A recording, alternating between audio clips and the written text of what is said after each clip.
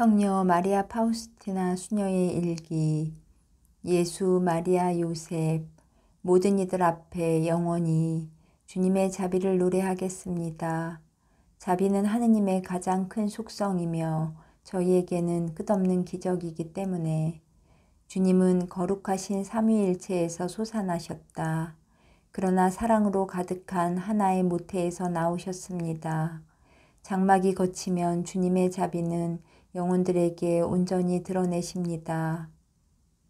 오 주님, 주님 자비의 샘으로부터 모든 생명과 행복이 흘러나옵니다. 모든 피조물과 생명체여 환희 속에 자비의 노래를 부르자. 십자가 위에서 펼쳐 보이신 예수님의 삶을 통해 하느님 자비의 내면이 우리를 위해 열렸습니다. 오 죄인이여, 너는 의심도 절망도 말아야 한다. 자비에 의탁하면 너도 거룩해질 수 있기 때문이다. 두 개의 시냇물이 빗줄기 모양으로 예수님의 성심에서 흘러나왔습니다. 천사들이나 케루빔이나 세라핌들을 위해서가 아니요 오직 죄 많은 인간을 구원하기 위해서였습니다. 예수, 마리아, 요셉, 오 하느님의 뜻이여 제 사랑이 되어주소서. 저의 예수님, 주님께서는 제가 스스로는 단 한 자의 글도 쓰지 않았으리라는 것을 아십니다. 그리고 만일 제가 글을 쓴다면 그것은 거룩한 순명의 확고한 명 때문입니다. 하느님과 영혼들, 거룩한 성체의 마리아 파우스티나 수녀, 오 예수님, 숨어 계신 하느님, 비록 휘장이 주님을 가리고 있지만 제 마음은 주님을 느낍니다. 주님은 제가 주님을 사랑한다는 것을 아십니다. 예수, 마리아, 요셉, 1935년 11월 24일 빌르노. 노트 제2권. 하느님은 찬미 받으소서. 오 거룩하신 삼위일체시여, 주님 안에 성부와 성자와 성령의 내적 삶이 있습니다. 영원한 기쁨과 상상을 초월하는 깊은 사랑을 모든 피조물들에게 쏟아주시어 그들을 행복하게 해주셨으니 주님의 거룩하신 이름은 영원토록 경배와 영광을 받으소서. 아멘. 오 저의 하느님, 제가 주님의 위대하심과 아름다우심을 생각할 때 제가 섬기는 주님의 이렇듯이 위대하시니 매우 기쁩니다. 나는 사랑과 기쁨으로 그분의 뜻을 수행한다. 그리고 내가 그분을 더 많이 알게 될수록 나는 더욱 열렬히 그분을 사랑하고 싶어진다. 더욱 그분을 사랑하고 싶은 열정이 나를 태운다. 이번 목요일에 우리가 밤 성체조배를 하고 있을 때 처음에 나는 기도를 할 수가 없었다. 일종의 메마른 감정이 나를 휘감았다. 나는 예수님의 고통스러운 순환을 묵상할 수가 없었다. 그래서 나는 온 세상의 죄를 보상하기 위해 십자가 모양으로 엎드려서 주 예수님의 고통스러운 순환을 하늘에 계신 아버지께 바쳤다. 내가 이 기도를 마치고 일어나서 내 무릎 틀에 갔을 때 나는 갑자기 바로 그 옆에 계신 예수님을 배웠다. 예수님은 채찍질을 당하시던 때의 모습을 하고 계셨다. 그분은 손에 흰옷과 굵은 줄을 가지고 계셨다. 그분은 손에 들고 계시던 흰옷을 내게 입혀주시고 그 굵은 줄로 내 허리를 묶어주시고 주님께서 순환당하실 때에 입으셨던 것과 같은 붉은 망토를 둘러주시고 머리에는 망토와 같은 붉은색의 베일을 덮어주셨다. 그러고는 내게 말씀하셨다.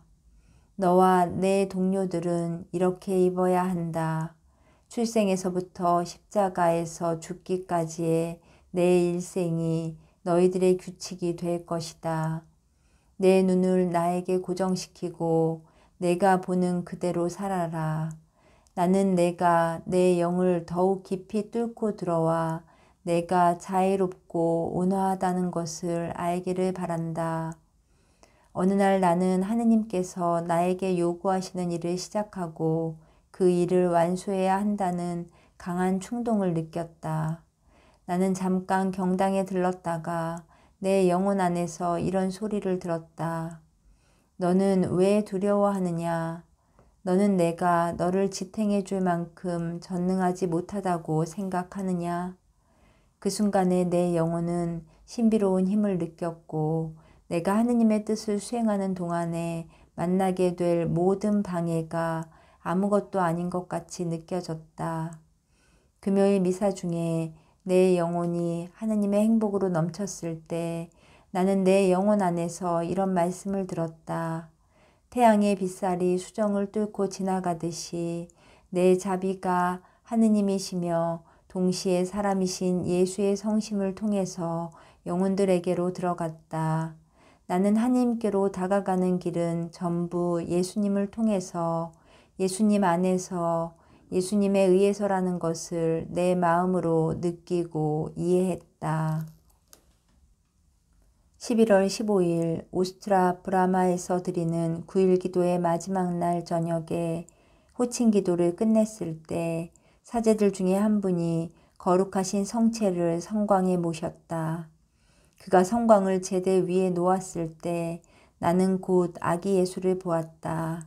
그 아기는 살아있는 형상을 하고 계신 주님의 어머니에게로 그 작은 팔을 뻗치고 있었다. 하느님의 어머니께서 내게 말씀을 하시는 동안에 아기 예수는 그 작은 두 손을 모여있던 사람들을 향하여 뻗었다. 복되신 어머니께서는 하느님께서 내게 요구하시는 것을 작은 아이처럼 아무런 질문도 하지 말고 다 받아들이라고 말씀하셨다. 그렇게 하지 않으면 하느님을 기쁘게 해드릴 수 없다고 말씀하셨다. 그 순간에 아기 예수는 사라지고 하느님의 어머니께서도 또다시 전과 같이 생명이 없는 그림이 되셨다. 그러나 나의 영혼은 크나큰 기쁨과 즐거움으로 가득 찼다. 나는 주님께 말씀드렸다. 저는 주님 좋으실 대로 하십시오. 저를 주님 좋으실 대로 하십시오. 저는 모든 것을 할 준비가 되어 있습니다. 그러나 주님께서는 한순간도 저를 버려두시면 안 됩니다.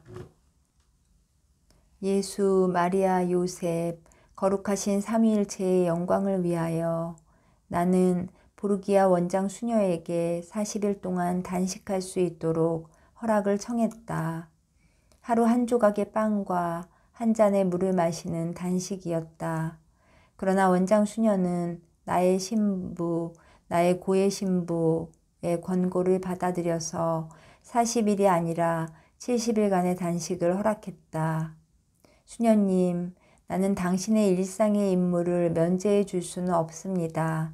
다른 수녀들이 무엇인가 눈치를 챌 것이기 때문입니다. 나는 수녀님에게 기도에 전념하고 이런 일들에 관해서 기록하는 정도는 허락합니다. 그러나 단식에 관해서는 내가 당신 편을 들기가 무척 어려울 것입니다. 나는 이 문제에 대해서는 아무런 해결책도 생각해낼 수가 없습니다. 그리고 그는 계속해서 말했다. 지금은 그냥 가보세요, 수녀님. 혹시 나에게 무슨 좋은 생각이 날지도 모르지요. 주일 아침에 원장 수녀가 식사 시간 동안에 안내실을 지키는 임무를 나에게 주었을 때 나는 그가 나에게 단식을 할 수 있도록 배려해 준 것이라고 이해했다.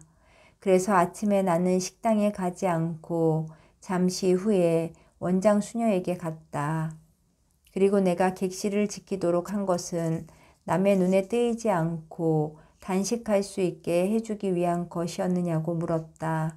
그랬더니 원장 수녀는 대답했다. 내가 수녀님께 그 일을 맡겼을 때는 그 생각을 했던 것입니다. 그래서 나는 내가 속으로 생각한 것과 원장 수녀의 생각이 같았다는 것을 알았다. 1935년 11월 24일 일요일 첫째 날 나는 즉시 거룩하신 성체께로 가서 나 자신을 거룩하신 성체 안에 계신 예수님께 합치시켜 영원하신 아버지께 봉헌했다. 그때 나는 내 영혼 안에서 이런 말씀을 들었다. 너와 내 동료들의 목표는 사랑을 통해서 가능한 한 아주 밀접하게 나와 결합하는 것이다. 너는 하늘과 땅을 화해시키고 하느님의 정의의 분노를 누그러뜨리고 세상을 위해서 자비를 간청할 것이다. 나는 내 마음에 아주 귀중한 진주 2개를 너희에게 맡긴다. 이 2개의 진주 중 하나는 사제들의 영혼이고 다른 하나는 수도자들의 영혼이다. 너희는 특히 그들을 위해서 기도할 것이다. 너희가 작아지는 그만큼 그들은 강하게 될 것이다.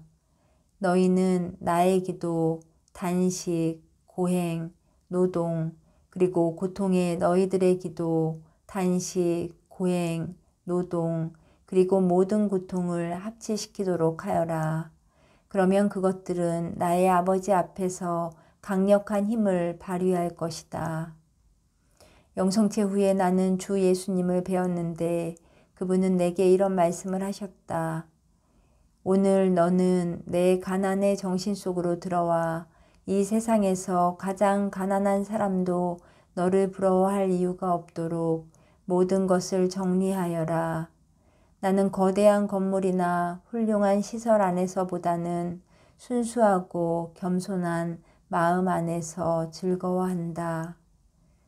내가 혼자 있게 되었을 때 나는 가난의 정신에 대해서 성찰하기 시작했다. 나는 예수님께서 모든 것의 주님이면서도 아무것도 소유하지 않으신 것을 분명하게 보았다. 빌린 구유에서 태어나신 것에서부터 그분은 일생 동안 모든 이들에게 선행을 하면서도 당신은 그 머리를 누일 곳도 없이 사셨다. 그리고 십자가 위에서는 걸칠 옷도 없으신 그분의 지극한 가난의 절정을 보았다.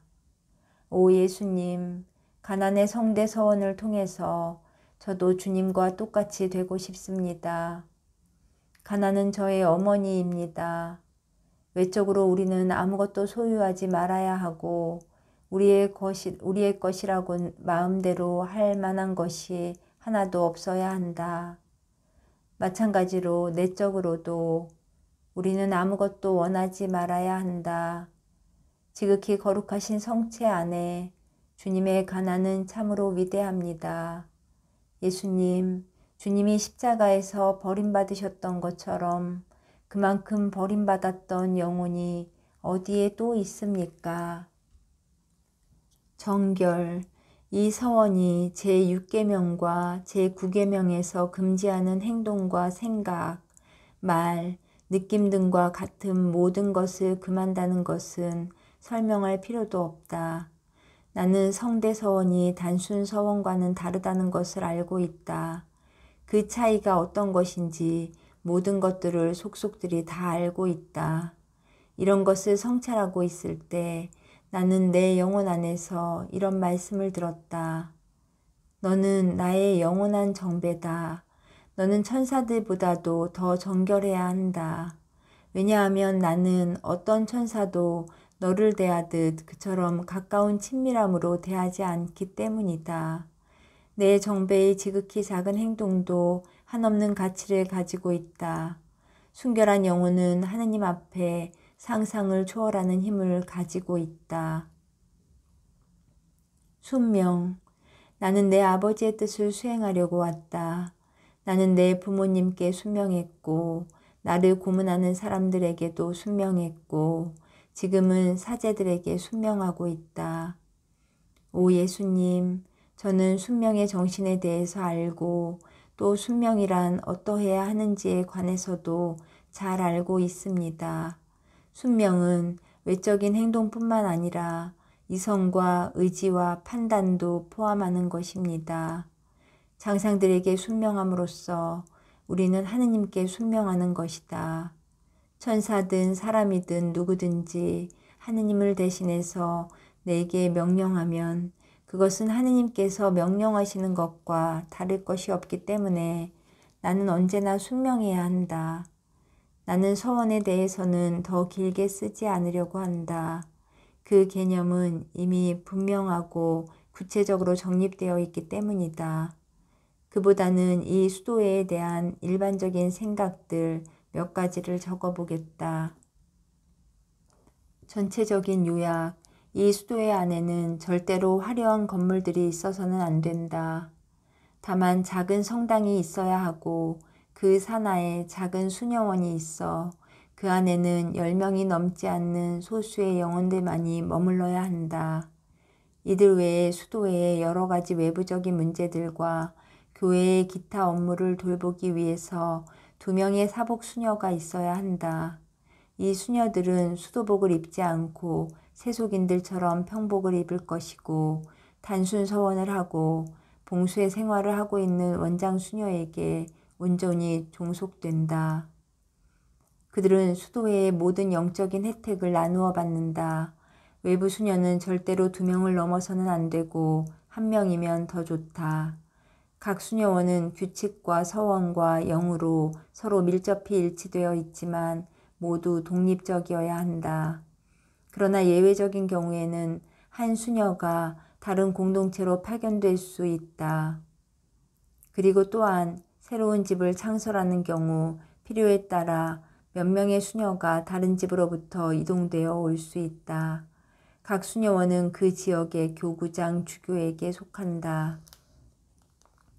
수녀들은 각각의 방을 쓰지만 기도와 식사와 휴식에 관해서는 공동생활을 영위한다. 각 수녀는 서원을 한 후에는 절대로 세상을 보지 못한다. 쇠창살을 통해서도 볼 수 없는데 그 이유는 쇠창살도 검은 천으로 가려질 것이기 때문이다. 대화까지도 지극히 제한된다. 수녀들은 세상을 이해하지도 못하고 세상이 이들을 이해하지도 못하는 죽은 사람과 같은 존재가 될 것이다.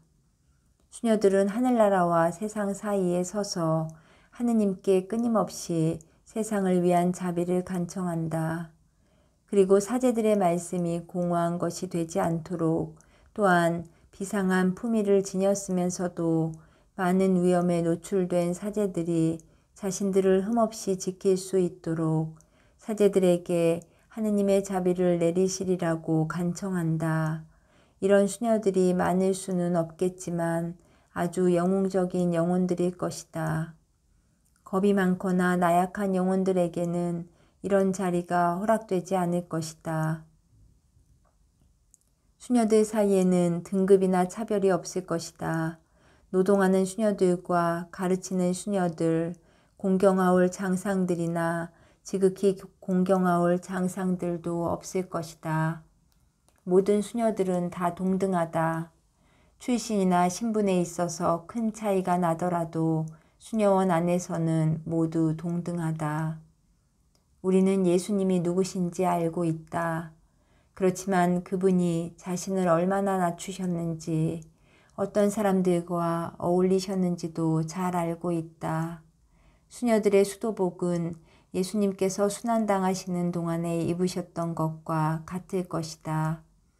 그리고 수녀들은 단순히 예수님께서 입으셨던 옷을 입는 것만이 아니고 예수님께서 견디셨던 고통과 모멸의 인장으로 자신들을 봉인해야 한다. 각 수녀들은 최대한으로 자기를 부정하고 겸손에 대한 사랑을 얻기 위해서 노력해야 할 것이다. 그리고 이러한 덕행을 닦은 사람만이 다른 이들을 인도할 수 있는 것이다. 하느님께서는 우리가 당신의 자비를 나누어 받는 사람이 되게 하셨고 더 나아가 이 자비를 나누어 주는 사람이 되게 하셨기 때문에 우리는 선택된 영혼들로부터 아직 하느님을 알지 못하는 영혼들에 이르기까지 모든 영혼들을 위한 더욱 큰 사랑을 가져야만 한다. 기도와 고행으로 선교사들이 가는 길을 닦아줌으로써 우리는 이 세상의 가장 미개한 나라에까지 가게 될 것이다. 우리가 잊지 말아야 할 것은 전선에서 싸우는 군인은 실제로 직접 전투에 참여하지는 않으면서 일선의 군인들을 위해서 모든 것을 준비하고 보내주는 외부의 도움을 받지 않고서는 오래 견디지 못한다는 사실이다. 이런 역할을 바로 기도가 수행한다. 그러므로 각 수녀들은 뛰어난 사도적 정신을 가져야만 한다. 어느 날 저녁에 내가 글을 쓰고 있을 때 나는 내 방에서 이런 목소리를 들었다. 이 수도회를 떠나지 마라. 자기 자신에게 자비심을 가져라. 수많은 고통들이 너를 기다리고 있다. 나는 목소리가 나는 쪽을 바라보았으나 아무것도 보이지 않았다. 그래서 나는 글쓰기를 계속했다. 그때 갑자기 시끄러운 소리와 함께 이런 말이 들려왔다. 내가 떠나면 우리가 너를 죽여버리겠다. 우리를 괴롭히지 마라. 나는 사방을 둘러보았다. 수많은 추악한 괴물들이 보였다. 그래서 나는 얼른 마음속으로 십자성호를 그었고 괴물들은 즉시 사라졌다. 사탄은 얼마나 흉악한가. 그런 사탄과 늘 함께 있어야 하는 저주받은 영혼들은 얼마나 불쌍한가. 사탄을 한번 보는 것이 지옥의 모든 고통보다도 더 역겹다. 조금 후에 나는 내 영혼 안에서 이런 소리를 들었다. 아무것도 두려워하지 마라. 내 뜻에 어긋나는 일은 결코 내게 일어나지 않을 것이다. 주님의 이 말씀을 들은 후 신비로운 힘이 내 영혼 안으로 들어왔다. 하느님께서 이리도 헤아릴 수 없을 만큼 좋으시니 나는 참으로 기쁘다. 청원기. 입회할 수 있는 나이는 15세부터 30세까지이다. 첫째로 지원자 안에 스며들어 있는 영과 그의 성격을 고려해야 한다. 지원자가 기쁘고 즐겁게 예수님의 발자취를 따르려는 강한 의지와 용기를 가지고 있는지를 고려해야 한다. 하느님께서는 즐거운 마음으로 봉헌하는 사람을 사랑하시기 때문이다. 그는 세속과 자기 자신을 경시해야 한다. 지참금이 부족한 것이 입회하는 데에 장애가 되어서는 절대로 안 된다. 지원자는 반드시 규정된 절차를 분명하게 거쳐야 하고 복잡한 사정이 있는 지원자는 입회시키지 말아야 한다. 우울증을 가진 사람들, 슬퍼하는 경향이 있는 사람들, 전염병을 앓는 사람들, 불안정한 성격을 가진 사람들, 남들을 의심하는 경향이 있는 사람들은 수도 생활을 하기에 합당하지 않은 사람들이니 입회시키지 말아야 한다. 수도 생활에 적합하지 않은 수도자가 하나만 있어도 이 한 명의 수도자가 쉽사리 수도원 전체를 혼란으로 몰아넣을 수 있기 때문에 지극한 주의를 기울여서 회원들을 선택해야 한다. 청원기의 기간. 청원기는 1년 동안 계속된다. 청원기 동안의 지원자는 자신이 이런 생활 양식이 마음에 드는지 그리고 이런 생활 양식이 자신에게 맞는지를 잘 검토해야 한다. 청원장도 또한 그 사람이 이런 생활 양식에 맞는지를 부지런히 검토해야 한다. 1년 후에 청원자가 하느님을 섬기려는 진실한 열망과 견고한 의지를 분명하게 증명하면 그런 청원자를 수련기로 받아들인다. 수련기. 수련기간은 중단됨이 없이 1년 동안 지속된다. 수련기 동안의 수련자는 서원에 관련되는 덕행들에 관해서 그리고 서원의 중요성에 대해서 배운다. 수련장은 이들의 견실한 양성을 위해서 최선을 다해야 한다. 수련장은 수련자들이 겸손을 실천하도록 훈련시켜야 한다. 마음이 겸손한 사람만이 서원을 잘 지킬 수 있고 하느님께서 충실한 영혼에게 허락하시는 큰 기쁨을 체험할 수 있기 때문이다. 수련자들에게는 책임을 져야 하는 임무를 주지 말아야 한다. 그 이유는 수련자들이 자신들의 완덕 추구에 몰두할 수 있도록 자유롭게 해주기 위해서이다. 수련자들도 청원자들처럼 규칙과 회원을 엄격하게 준수해야 할 의무가 있다. 1년의 수련기가 끝난 후에 수련자가 충실하다는 것이 입증되면 1년간의 유기서원을 할 수 있다. 1년간의 유기서원은 3번 반복된다. 서원을 하면 책임을 지는 임무를 맡을 수 있다. 그러나 유기서원 수녀는 아직도 수련소에 소속되어 있고 일주일에 한 번씩 수련자들과 함께 강의를 들어야 한다.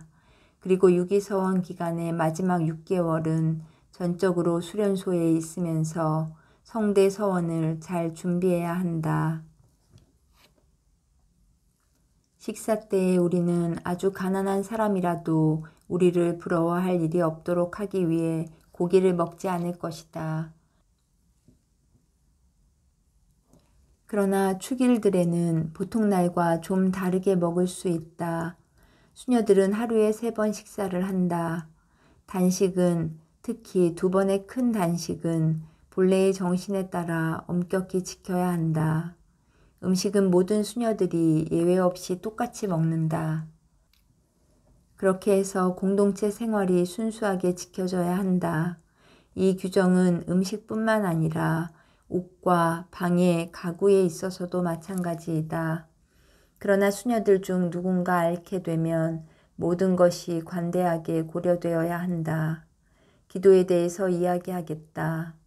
1시간의 묵상, 미사와 영성체, 기도문들, 2번의 양심성찰, 성무일도, 묵주기도, 영적 독서, 그리고 밤 동안에 하는 1시간의 기도. 먼저 이러한 방식에 따라 생활하기 시작하고 매 시간의 일과표를 결정하는 것이 좋을 것이다. 갑자기 나는 내 영혼 안에서 이런 말씀을 들었다. 내 딸아, 나는 너희들이 살아갈 수 있도록 영구적인 수입을 보장해 준다. 너의 의무는 나의 선함에 완전히 의탁하는 것이고 나의 의무는 내가 필요로 하는 것을 모두 주는 것이다.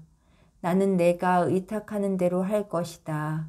만일 너의 믿음이 크면 나의 관대함도 한이 없을 것이다. 1. 가난한 사람들처럼 수녀원의 모든 일들은 수녀들이 한다. 각 수녀들은 천한 일이나 자신의 본성에 어긋나는 일을 받게 되면 기뻐해야 한다. 이런 일들이 자신의 내적 양성에 큰 도움이 되기 때문이다. 장상 수녀는 수녀들의 임무를 자주 바꾸어 주어야 한다. 이렇게 함으로써 장상들은 여자들이 흔히 큰 집착을 가지게 되는 작은 것들로부터 자신들을 이탈시킬 수 있도록 수녀들을 도와준다. 나는 내 눈으로 직접 이런 것들을 보고 자주 놀라는데 대단히 큰 것들을 진정으로 포기한 영혼들이 부질없는 사소한 것들에 집착하는 것이다. 장상을 포함해서 모든 수녀는 한 달 동안 주방에서 일할 것이다. 모든 수녀가 수녀원 안에 허드렛 일들을 번갈아 가면서 해야 한다. 언제나 그리고 모든 것에 있어서 수녀들의 지향은 순수해야 한다. 순수하지 않은 동기를 가진 것이면 무엇이든지 하느님을 불쾌하게 해드리기 때문이다. 수녀들은 자신들의 외적인 잘못에 대해서 고백해야 하고 그리고 장상에게서 그 잘못에 대한 보속을 받아야 한다. 수녀들은 겸손의 정신으로 이렇게 해야 한다. 수녀들은 모든 수녀들 안에서 하느님을 닮은 모습을 보고 순수하고 지극한 사랑으로 서로 사랑해야 한다. 사랑이 이 작은 공동체의 특성이 되어야 한다. 그러므로 수녀들은 자신들의 마음을 닫아버리지 말고 온 세상을 품 안에 끌어안고 그들의 성소대로 기도를 통하여 모든 영혼들에게 자비를 얻어 주어야 한다. 만일 우리가 이런 자비의 영으로 산다면 우리도 자비를 얻을 것이다. 각자가 교회를 얼마나 지극히 사랑해야 하는가. 착한 아이가 자기가 사랑하는 어머니를 위해서 기도하듯이 모든 그리스도인들은 교회에 대한 커다란 사랑을 가지고 자신의 어머니인 교회를 위해서 기도해야 한다. 그러니 교회를 위해서 기도하겠다고 특별히 헌신한 수도자들인 우리에게 무슨 말을 더 할 수 있단 말인가. 그러니 우리의 사도직은 비록 숨겨져 있지만 얼마나 위대한가. 우리들의 일상생활 속에 소소한 아무것도 아닌 것들이 모두 세상을 위한 속죄의 제물로 주 예수님의 발밑에 놓여진다. 그러나 우리가 바치는 제물이 하느님을 기쁘게 해드리기 위해서는 순수해야만 한다. 그리고 우리의 제물이 순수하기 위해서는 우리의 마음이 본성적인 모든 애착을 버려야 하고 마음이 온전하게 창조주께로만 향해야 한다. 그래서 하느님의 뜻을 따라서 하느님 안에서 모든 피조물들을 사랑해야 한다. 이렇게 행동함으로써 각자는 열정적인 영으로 교회에 큰 기쁨을 가져올 것이다. 서원에 덧붙여서 내가 가장 중요하다고 생각하는 규칙이 하나 있다. 모든 규칙이 다 중요하지만 나는 이 규칙을 첫째 자리에 놓는데 그것은 침묵이다. 진정으로 이 규칙이 잘 지켜진다면 나는 다른 아무것도 걱정하지 않을 것이다. 여자들은 이야기하기를 아주 좋아한다. 그러나 성령께서는 마음이 산란하고 수다스러운 영혼에게는 말씀하지 않으신다. 성령께서는 명상하는 영혼, 침묵하는 영혼에게 당신의 고요한 영감으로 말씀하신다.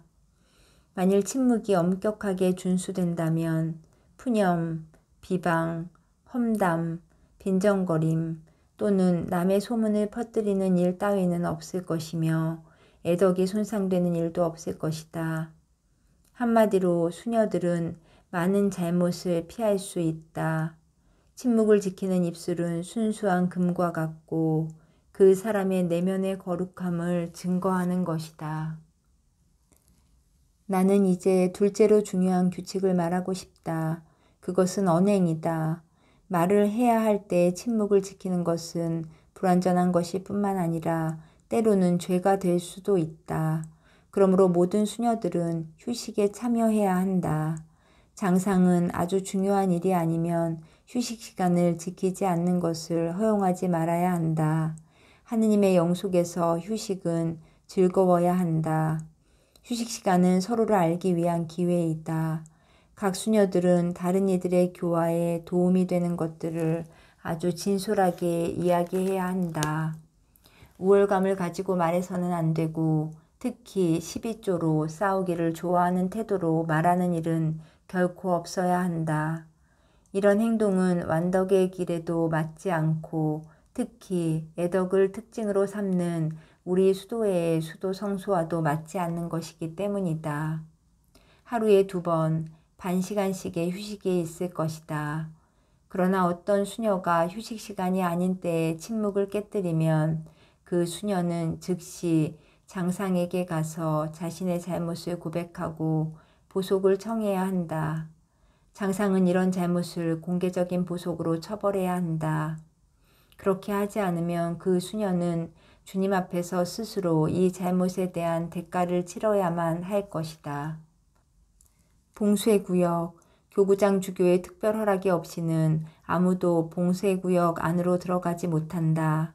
그러나 아주 특별한 경우, 예를 들면 죽음을 준비시키기 위해서 병자에게 성사를 주거나 장례 예식을 하기 위해서는 봉쇄구역 안으로 들어갈 수 있다.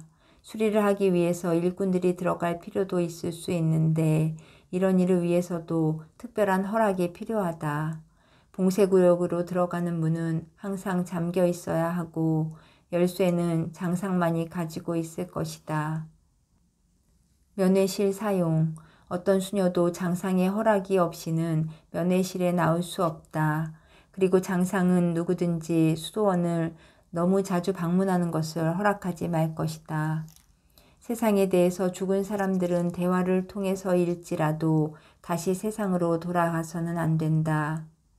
그러나 장상이 어떤 수녀가 면회실에 가는 것을 허락하는 것이 옳은 일이라고 생각하면 장상 자신이 다음의 규칙을 지키도록 해야 한다. 장상 자신이 그 수녀와 함께 면회실에 나가야 한다. 만일 장상이 같이 나갈 수 없으면 다른 수녀가 대신 함께 나가도록 해야 한다.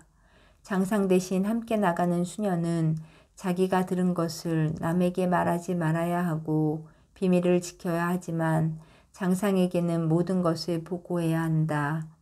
방문하러 온 사람을 위해서 특별히 예외 시간이 필요한 경우에는 허락을 받아야 하고 그런 경우가 아니라면 대화 시간은 짧아야 한다.